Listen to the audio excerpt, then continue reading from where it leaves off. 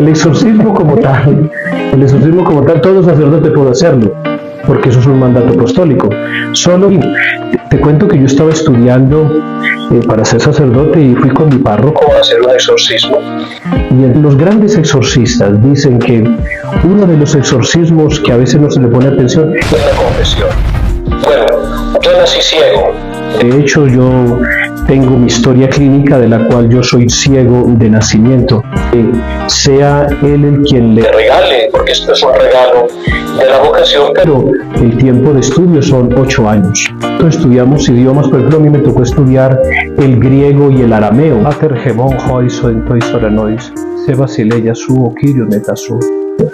Con tristeza y dolor y vergüenza, ninguno. O sea, bendito Dios que yo vivo con mi mamá y una tía, ¿no? Bueno, yo llevo 25 años sin estar en mi casa, lo que es Navidad, Año Nuevo, el Día del Padre, el Día de la Madre. Esto sí.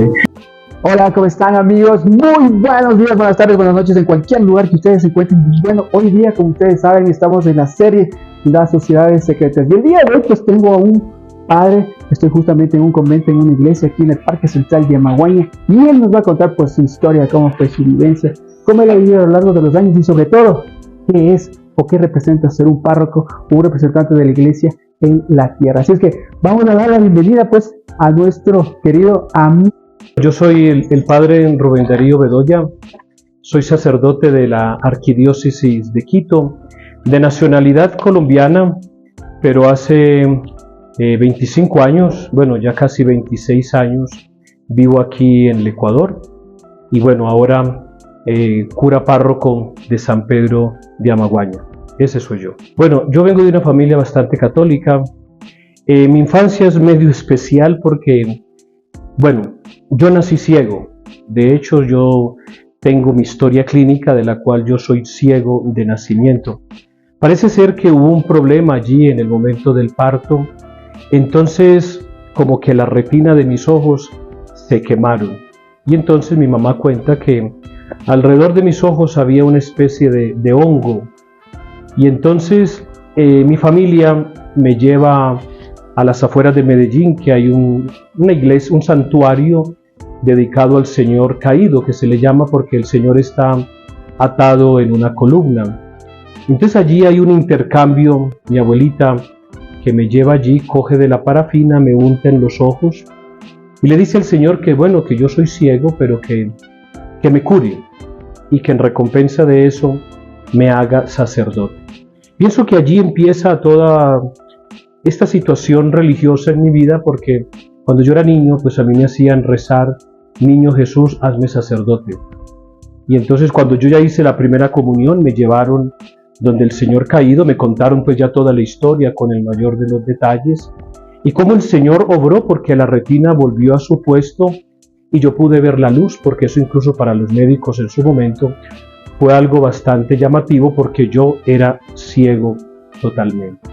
Bueno, ya empecé la primaria, la escuela, estudié con los padres franciscanos, luego fui al seminario menor, que es como el colegio del seminario, allí hice todo el bachillerato. Y luego ya empecé pues como la formación sacerdotal para poderme formar como tal y bueno, hasta que llegó el momento de la ordenación. Bueno, yo era un niño, pero en mi casa, especialmente pues mi abuela, ella me dijo que yo podía ser sacerdote y que tenía que ser más bien sacerdote en recompensa de aquel que había hecho tanto por mí, sobre todo que me había dado la salud del alma y del cuerpo. Y bueno, ya empecé porque mi casa era muy cerquita a la iglesia, entonces ya me hice monaguillo y hacía parte pues de los grupos. Creo que fue antes de hacer la primera comunión, tendría unos 8, 9 años. Bastante joven, ¿no? Así es. Bueno, el primero, usted tiene que ser bachiller, tiene que terminar el bachillerato, el colegio, hacer una formación y un estudio y un proceso que se llama el proceso vocacional, que es donde usted va a convivencias, va a retiros espirituales. Su párroco también tiene que ver mucho allí porque él es el que da la carta de presentación. Y luego, después de esa admisión en el seminario, usted estudia 8 años, que es filosofía y teología. Después de todo este tiempo de estudio, pues usted ya empieza a madurar cada vez más, a pedirle al Señor que sea Él el quien le regale, porque esto es un regalo de la vocación, pero el tiempo de estudio son 8 años. Los seminaristas van a la católica, ellos hacen su vida comunitaria en el seminario, que es la vida de oración, la vida de formación espiritual y todo ello, pero la universidad van a la católica, ellos todos en las mañanas salen de lunes a viernes a estudiar en la universidad. Bueno, entonces conocemos que esto es un proceso aproximadamente de 8 años. Así es. Supongo que también como uno estudiante a veces hay materias que son difíciles. En tu caso, ¿cuál fue la materia más difícil que tenía cuando estaba en el proceso de aprendizaje para ser sacerdote? Bueno, por ejemplo, una de las materias más difíciles, la lógica, los idiomas, porque nosotros estudiamos idiomas. Por ejemplo, a mí me tocó estudiar el griego y el arameo. El latín pues se me hizo un poco más fácil porque se estudia. El latín sí es parte del pénsul y es el idioma de la iglesia, por lo tanto, y todos los documentos del Papa, pues todos son en latín, entonces eso hay que estudiarlo de ley. Pues no casi como que saberlo y dominarlo, pero sí por lo menos entenderlo. El griego y el arameo sí se me hicieron un poquitico medio difíciles, y la lógica, pero de resto, gracias a Dios. La filosofía, claro, como uno viene del colegio y estudiar pensadores tan grandes que le van a uno iluminar más la cabeza, pues hay momentos en que entre la razón y la fe y todo esto choca, pero gracias a Dios me fue bien. Bueno, yo me hice sacerdote un 29 de junio, viernes del 2001, y al mes me mandaron para Guayaquil. Estuve exactamente en el Guasmo, pues una situación bastante difícil, el Guasmo como tal. Entonces, generalmente cuando a uno lo ordenan sacerdote lo mandan de vicario parroquial, es decir, con otro padre, un padre mayor, que le vaya acompañando a uno en este proceso, porque yo tenía 24 años, era bastante joven. Entonces el padre le va ayudando un poquitico en ese proceso. Pues a ver, ¿cuál es la jornada de un sacerdote y mía hasta el momento? Pues generalmente nos levantamos entre las 4:30, 5 de la mañana y nos organizamos, nos aseamos y luego vamos a la oración. A veces la misa puede ser en la mañana, o si como estamos en la parroquia, entonces, y somos varios padres, entonces nos turnamos en la mañana o en la tarde. Es quien celebra en la mañana, después va, toma café, hacemos las labores de la mañana, luego nos encontramos en la tarde para el almuerzo. Yo, por ejemplo, como doy clase, entonces en la mañana paso en el colegio, ya luego regreso a la parroquia en la tarde, al almuerzo, descanso un poquitico y luego bajo al despacho parroquial a la atención de las personas, luego la misa vespertina, y en la noche siempre hay reuniones de los grupos, la formación de la Biblia, las catequesis para los sacramentos de sobre todo del bautismo. Más o menos esa es como la jornada que todavía mantengo, y de hecho cuando estaba también recién ordenado sacerdote. De pronto, con la connotación en el Guasmo, pues tuvimos una experiencia de meternos a las pandillas, es decir, hacer un trabajo directamente con ellos, que gracias a Dios fue un trabajo muy bendecido y con muchos frutos espirituales. Pues no ha cambiado mucho la rutina, generalmente entre 10, 11 de la noche se va a descansar ya después de terminar todas las labores y dejar un poco listo para el otro día, y al otro día volvemos a empezar a las 4:30 de la mañana. Y como usualmente las personas tienen sus actividades con la familia y todo lo demás, ¿en qué momento ustedes ya, o en su caso muy personal, visita a su papá, de pronto usted o a su mamá, de pronto por ahí a algunos hermanos, tíos? Porque una vez que uno elige este camino, pues tampoco creo o considero que ya es o se aleja totalmente de la familia. ¿Qué tiempo le dedica usted a su familia, a sus seres queridos? Pues con tristeza y dolor y vergüenza, ninguno. O sea, bendito Dios que yo vivo con mi mamá y una tía, ¿no? Pues ellas viven aquí en la parroquia conmigo.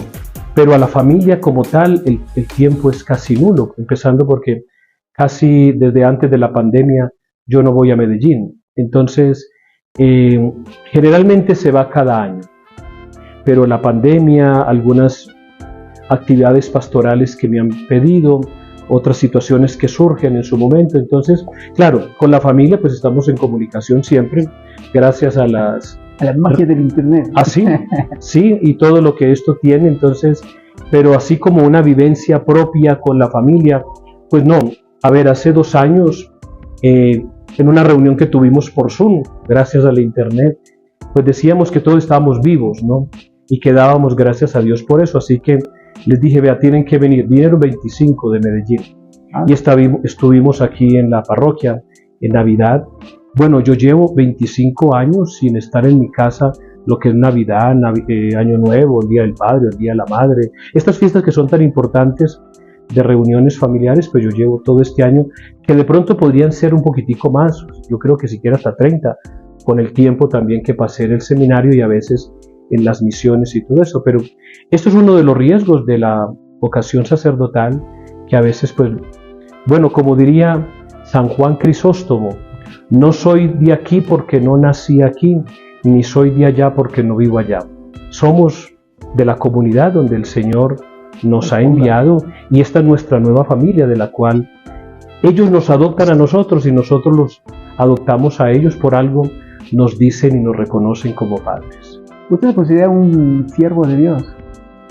Bueno, en la iglesia un siervo de Dios es un proceso de alguien que está en camino a la santidad. Claro está que todos estamos llamados a la santidad, pero la iglesia le da título de siervo de Dios a aquel que tiene un grado de perfección y de hecho ya ha muerto y que está en ese proceso de canonización. Yo solamente, bueno, diría como el Evangelio, soy un siervo que hace lo que tiene que hacer. De acuerdo.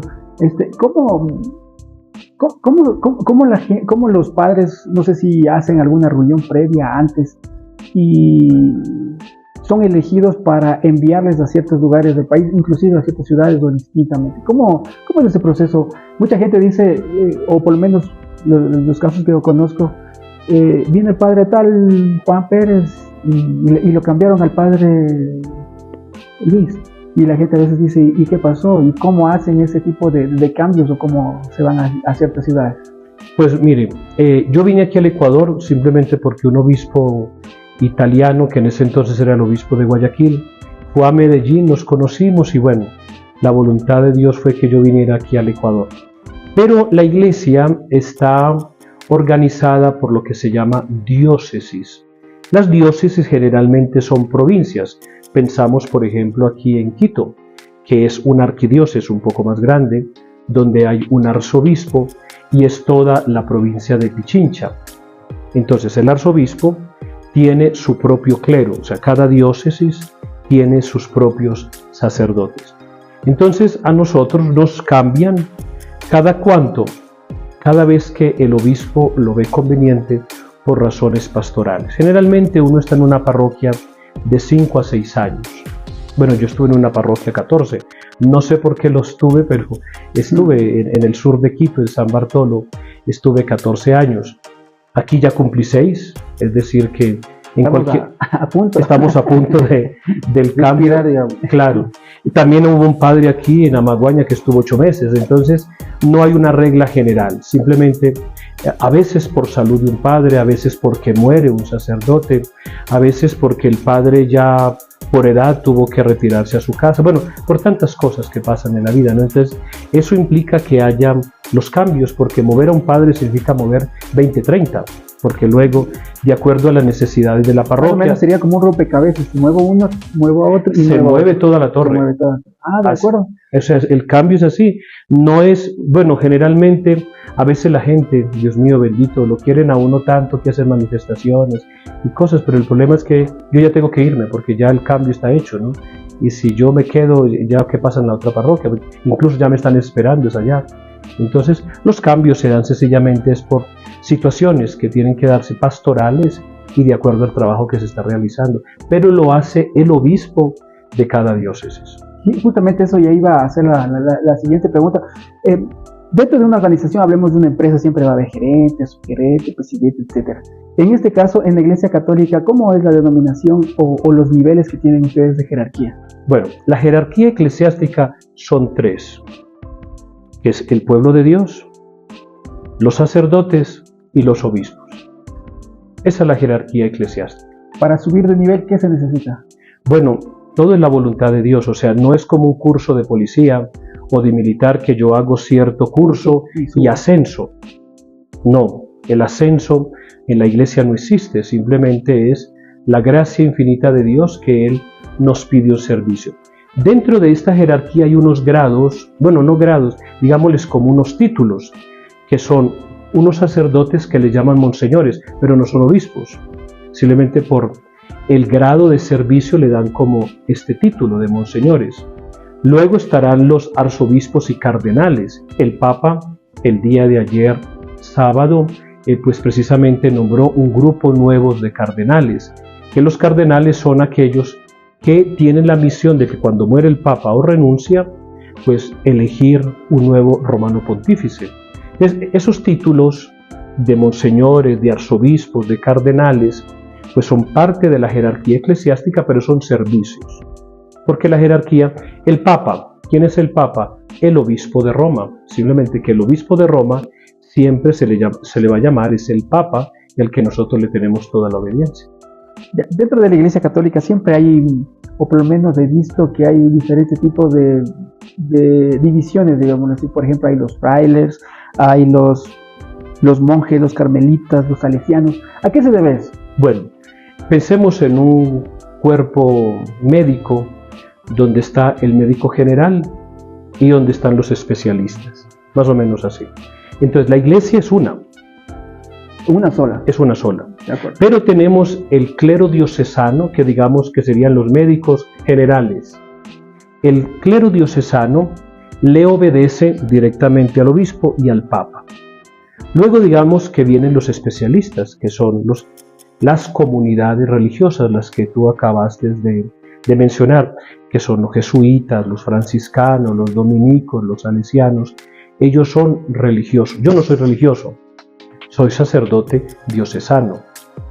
Y el religioso, ¿qué connotación tiene? Vive en comunidad. ¿Qué significa en comunidad? Es decir, que vive con otro grupo de sacerdotes, incluso hasta de hermanos, que a veces los que más conocemos son los frailes, pues ellos viven y tienen otros grados de obediencia, digámoslo así, porque tienen en su casa al que se le llama el padre superior. Luego está el padre provincial y el padre general. Claro que también le obedecen al obispo, pero ellos tienen como otros grados de obediencia y de jerarquía que no lo tenemos nosotros los sacerdotes diocesanos. Dentro de estas divisiones como le había comentado antes de hacer la entrevista, dentro de las divisiones sacerdotales o salesianos, monjes, etcétera, y me dicen que es como la parte de ser como un doctor.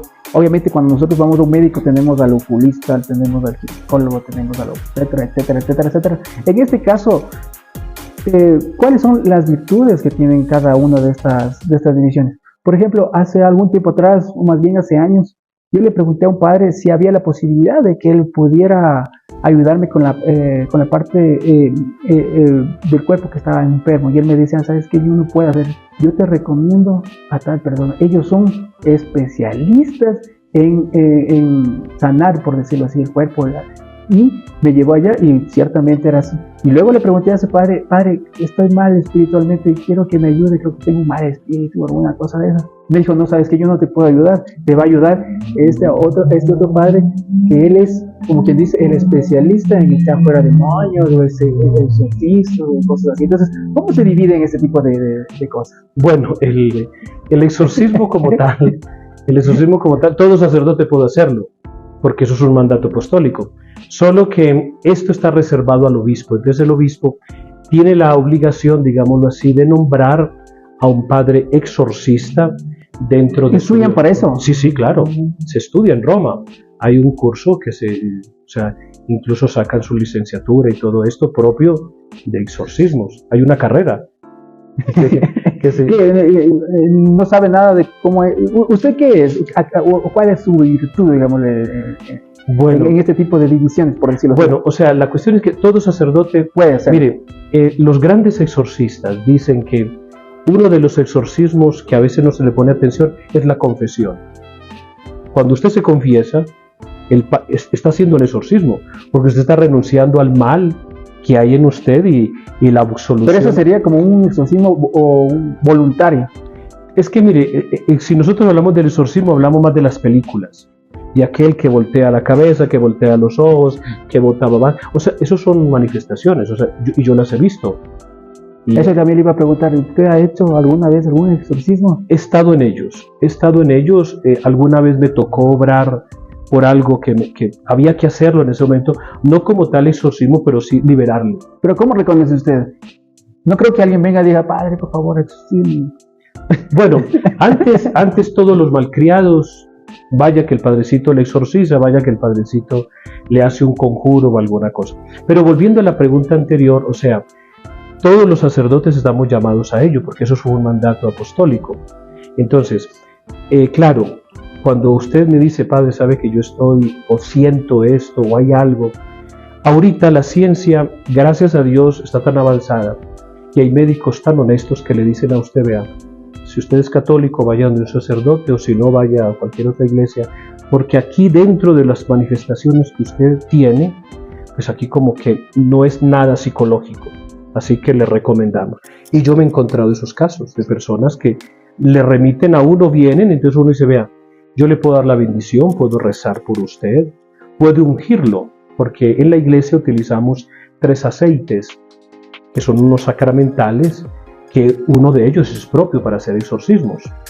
Entonces yo lo puedo ungir, puedo rezar por usted y podemos mirar a ver qué es lo que pasa. Como es que dice interceder por un... Claro, y eso, y imponerle las manos, que eso es algo bastante grande que todo sacerdote puede hacer. Sino que de pronto, claro, enfrentarse con el mismo demonio, pues eso da susto. O sea, no por ser ¿Usted se ha enfrentado? Yo me he enfrentado, claro, y lo he sentido al propio demonio. ¿Cómo se siente esa energía, esa vibra? ¿Cómo usted sabe? La primera pregunta era, ¿cómo vienen las personas de acá? Le dicen, ¿sabe qué, padre? Siento que estoy hechizado, endemoniado, no lo sé, embrujado. Hágame o interceda por mí. O viene un familiar, un amigo, diga, ayúdame con mi familiar que está con este caso. Bueno, mire, yo le aprendí a un padre, cuando yo estudiaba para ser sacerdote, decía, algo ha de tener el agua, puesto que se bendice antes de ser utilizada. Y yo lo he sentido, o sea, cuando salgo de la iglesia y de pronto le echo agua bendita a la gente, hay personas que cambian. ¿Quién creyera? O sea, no es algo mágico, porque el agua bendita no es algo mágico, pero algo tiene esa agua que incluso yo he sentido a veces que alguien me insulta y cambia, se transforma y tiene alguna situación, o sea, cuando le he echado agua bendita o algo. Y generalmente cuando alguien me dice, padre, primero es escuchar, a ver qué tiene adentro, o sea, que hable, que manifieste. Una vez después de que ha abierto su corazón, pues se le pregunta, bueno, ¿y usted desde cuándo siente esto? Es algo simpático cuando la persona está posesa por algo, no entra a la iglesia, no puede. No tiene esa energía o esa predisposición de venir. No tanto la predisposición, es un obstáculo que encuentra. O sea, es como que aquí hubiese un cristal y por no más que no puede. Es igual como cuando quieren abrir la Biblia, dicen no quiero abrir, no la entiendo, o simplemente la rechazan totalmente. Es un asco, bueno, perdón la palabra, pero es como una repugnancia a ello. O sea, si hay un Cristo, quíteme eso de ahí. Si hay una imagen de la Virgen, quíteme eso de ahí. Te cuento que yo estaba estudiando para ser sacerdote y fui con mi párroco a hacer un exorcismo. Y entonces estábamos en la casa, era un poco larga, estábamos en la sala y la muchacha esta estaba en la última habitación. Y entonces resulta y sucede que la muchacha empieza a gritar, dígale a ellos que son malditos que se vayan. Pero todavía no lo veía. No nos veía. Simplemente era como... Gritaba, dígales que se vayan, que son malditos. Yo era seminarista. Los seminaristas son los que estudian para ser sacerdotes. El padre empezó a conversar con la familia, que les contaran cómo había pasado, bueno, tanta cosa. Cuando la muchacha esta gritaba que tenía sed, pues el padre muy tranquilo le dijo, llévele un poquito de agua y seguimos conversando. Yo vi cuando la señora cogió de una jarra, echó, y el padre solamente siguió con la mirada ese vaso de agua y le hizo así. Yo creo que ni la señora se dio cuenta, porque la señora había servido el agua y se le llevó. Cuando al momentico se siente el tastarazo en la pared y dice, esa agua está maldita, ¿por qué me la traen? Tráigame en agua limpia. ¿Qué espíritu podría haber sido? Porque como conocemos en la Biblia, nos hablan de espíritus, entidades, potestades, etcétera. Y a veces, como dicen los especialistas, saben cuál es. Yo no soy especialista. Y por eso, como saben cuál es, entonces ya tienen, como un médico, ¿no? Usted tiene, qué sé yo, dolor de estómago, esa pastilla. Usted le duele la cabeza, esa pastilla. Cuando usted ya se da cuenta que es una entidad, entonces usted sí la puede diferenciar. Yo no soy especialista, yo no soy exorcista, perdón. Entonces, yo puedo interceder por usted, rezar por usted. Cuando me he encontrado estos casos, hay un ritual que es el ritual de exorcismo, que yo lo tengo, y allí se recomienda exorcizar 3 elementos: el agua, el aceite y la sal. Entonces yo generalmente le digo, vea, incluso no a la persona que está posesa, ¿no? Sino porque generalmente la persona posesa no vienen son los familiares. Entonces yo le digo, vea, tráigame estos elementos los que ustedes utilizan, que no vaya a haber ningún cambio, ¿no? Incluso los que tengan ahí en la cocina, tráiganme. Yo los exorcizo, los bendigo y digo, llévenlos, consúmanlos, porque yo no los he tocado, simplemente he rezado sobre ellos. Y me cuentan qué ha pasado después. Es padre que no sé cuántas, le serví la sopa y ¡prum! Dijo que por qué le habían servido. Es más, tomó una cuchara y empezó a vomitar. Entonces yo digo, vea, aquí hay algo. Porque si no lo sabía, ¿cómo se pudo percibir? Entonces, generalmente, pues yo intento invitarle a que vaya donde otro sacerdote, donde alguien que le pueda ayudar. Eso es lo que normalmente debe hacerse. Claro. Muchas veces la gente cree que estas cosas no existen, y a veces la gente cree más en el diablo que en las cosas buenas, que hay en la vida. Sobre todo, yo le conozco a la Biblia para mi forma de ver como un manual de vida. Justamente estábamos hablando del agua y hay muchos versículos que se me vino a la mente. Recuerden que Dios es agua y vida pura. Nos bautizan a través del agua. Fuente divina también lo dicen en la Biblia. Hubo el diluvio también por cuestiones para limpiar, digamos, nuevamente la tierra.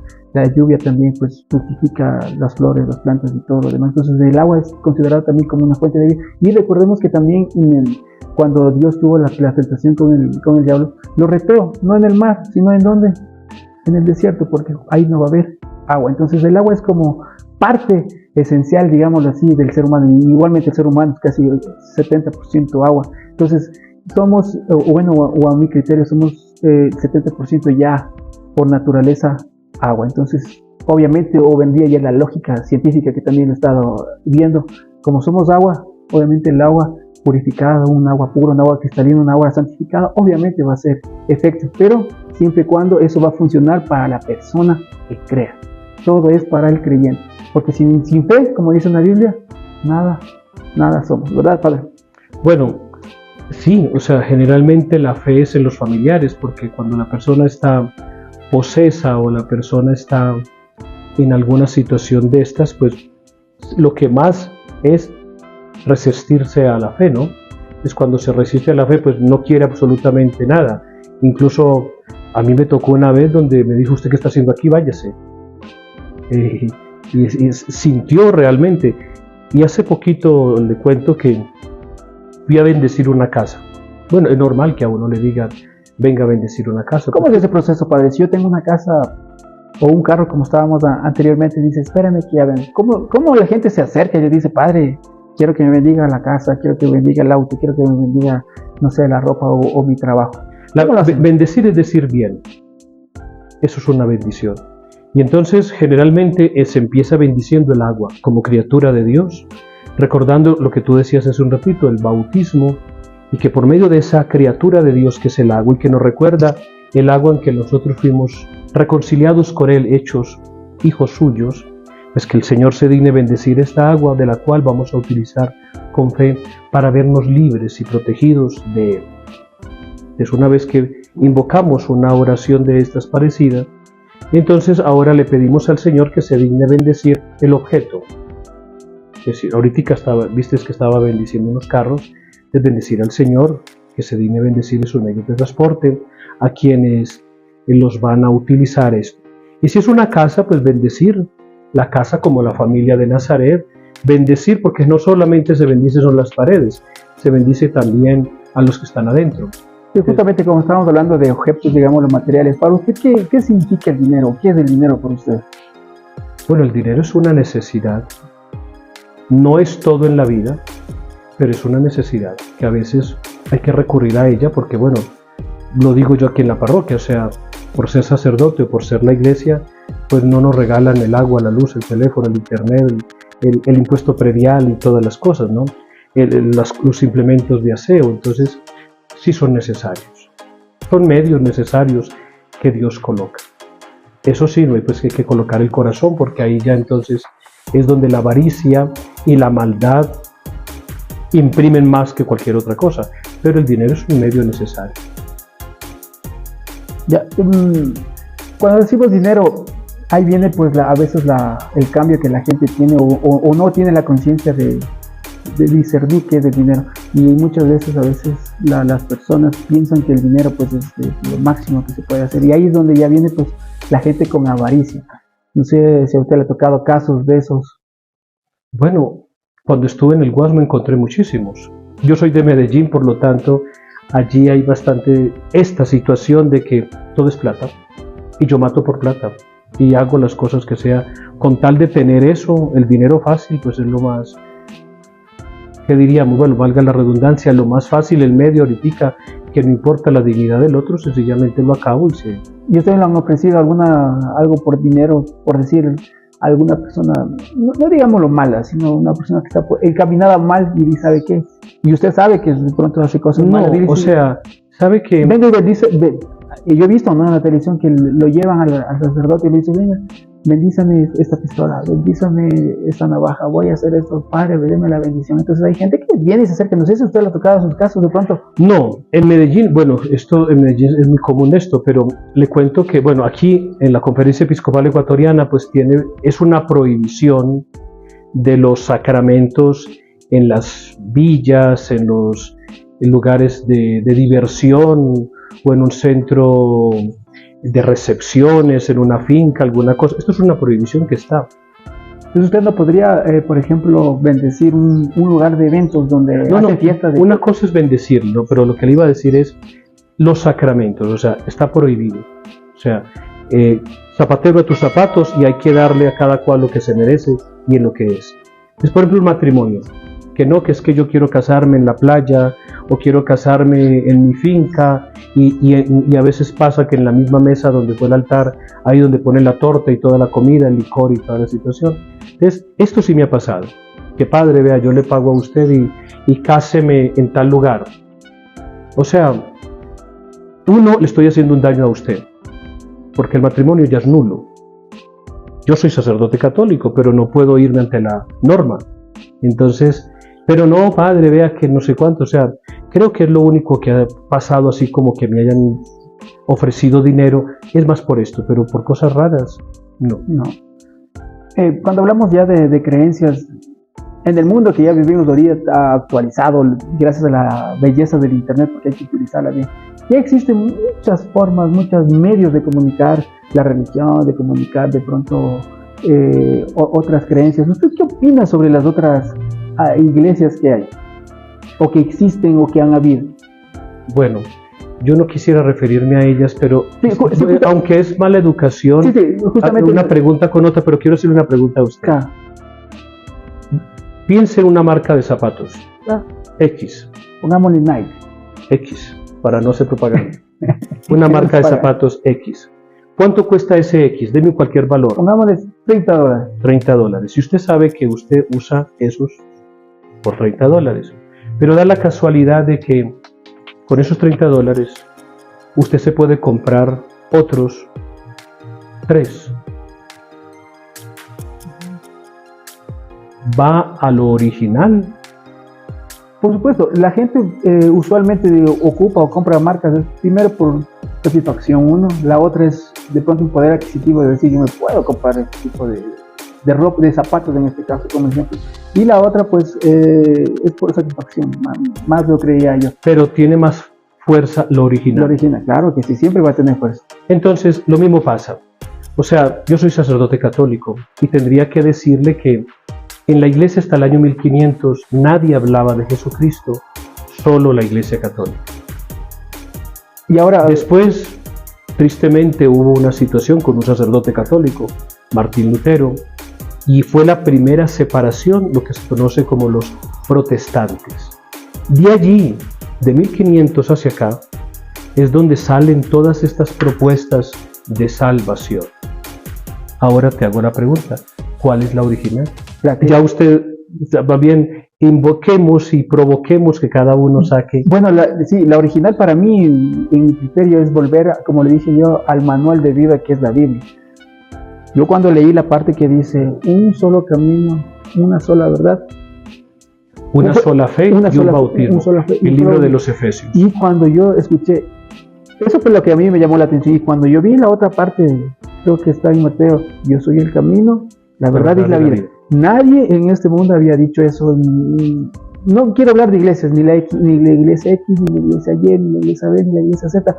Nadie había dicho eso, simplemente estaba puesto ahí. Entonces ahí fue donde dije, realmente la iglesia de Dios está aquí. Y para mí la Biblia no es hecha por el hombre, pero tiene la inspiración de Dios. Entonces, totalmente. De Dios. Pero hay que tener un cuidado que la Biblia no es un libro de recetas. Porque la Biblia es la palabra de Dios, pero yo no lo puedo tomar tan literal, porque voy a encontrarme el Evangelio que me dice, si tu ojo peca, sácatelo. Si tu mano te hace que te... Si yo lo tomo literal... Es preferible entrar al paraíso sin un manco. Así es. Que perder a... Entonces, volviendo a la pregunta anterior, o sea, que todas estas propuestas de fe, de salvación, tengan la verdad, capaz que la tienen. Pero vuelvo a la originalidad de los zapatos. Si todas salieron de la Iglesia Católica, porque todas han salido de la Iglesia Católica, y la mayoría es que yo era católico pero me fui, o sea, algo tiene de original. Tú eres original porque tienes un papá y una mamá, porque no porque te vayas pierdes la originalidad de los genes, del apellido, de la sangre de tu papá y tu mamá, aunque reniegues de quién eres. De acuerdo. Y para la gente, usted que... Yo le voy a hacer unas palabras, y lo más rápido que se le venga a la mente para que nos pueda responder. Para usted, ¿qué es la felicidad? Dios. ¿Qué es el alma? La salvación. ¿Qué es el espíritu? El cielo. ¿Qué es una religión? Un modo de seguir. ¿Qué es ser religioso? El estilo de vida. ¿Dónde vive Dios? En cada uno de nosotros. ¿Qué es Jesús? El camino, la verdad y la vida. ¿Qué es la Biblia? Es un libro de instrucciones. Para usted, ¿qué es la verdad? Jesús. ¿Cómo nosotros podemos tener o llegar a ser salvos? Siguiendo a Jesús, viviendo en el amor. Ya, Padre, ¿cómo usted identifica las sectas de iglesias y de diferentes tipos de iglesias que existen? Como ustedes saben, ahorita en el mundo hay cualquier cantidad de iglesias cristianas, apostólicas, evangélicas, protestantes, luteranas, etcétera, etcétera, etcétera. ¿Cómo usted, y también obviamente hay también las iglesias que no son o no hacen las cosas que manda el mandamiento de Dios? Bueno, yo no las identifico, la Biblia lo dice, y tú lo manifestabas hace un ratico. Una sola fe, un solo bautismo y un solo Dios y Padre. Eso. Esto es una iglesia. Quien vive, no importa la denominación que tenga. Un solo bautismo, una sola fe y un mismo Dios y verdadero. Entonces, si yo vivo en un bautismo, ¿por qué me tiene que ofrecer usted otro bautismo de conversión? Si la Biblia dice que basta solamente un bautismo en nombre de Jesucristo. Entonces, si yo le ofrezco a usted otra alternativa, rechazando la primera, significa que las cosas no van bien. Porque usted es salvo, según la Biblia, no porque yo lo diga, solo si ha recibido el bautismo en el nombre de aquel que lo mandó a hacer. ¿En nombre de quién? Del Padre, del Hijo y del Espíritu Santo. Si usted ya lo recibió, ¿por qué tengo que predicarle otro, sabiendo que la Biblia dice un solo bautismo para ser salvos? Es ahí las cosas empiezan a cambiar.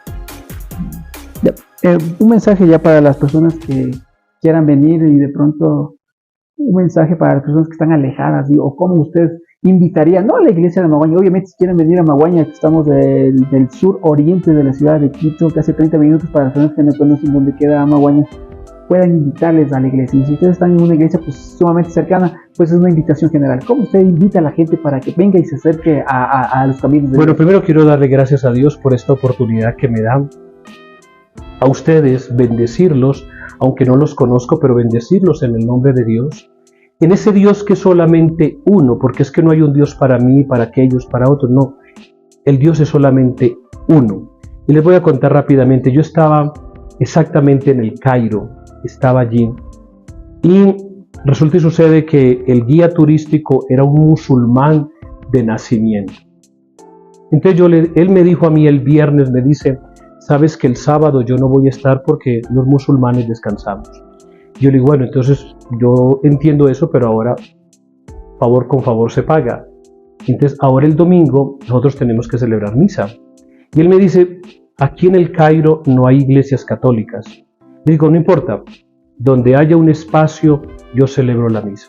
Bueno, el sábado él no vino, el domingo me preparó allí en el hotel un lugar, una sala para celebrar la misa. Entonces me pidió y me dijo que si podía estar en la misa. Le digo, claro. Hay un momento de la misa donde los católicos nos hincamos, que se llama la consagración. Ustedes saben que los musulmanes no se arrodillan, se postran. Entonces este hombre miró para todos los lados y cuando vio que se habían hincado, él se postró. Al final de la misa yo tenía que aprovecharme de ese momento y hasta recuerdo su nombre, Ali. Le dije, Ali, ¿te puedo hacer una pregunta? Y me dice, claro, ¿quién es Jesucristo para ti? Él miró bastante asustado para todas las partes, incluso hasta retrocedió y dijo, voy a responder porque él me lo pregunta. Jesucristo para mí no es nadie. Es claro, todo el mundo hizo así y dijo, es que yo soy musulmán, hijo de musulmán, por lo tanto Jesucristo para mí no es nadie.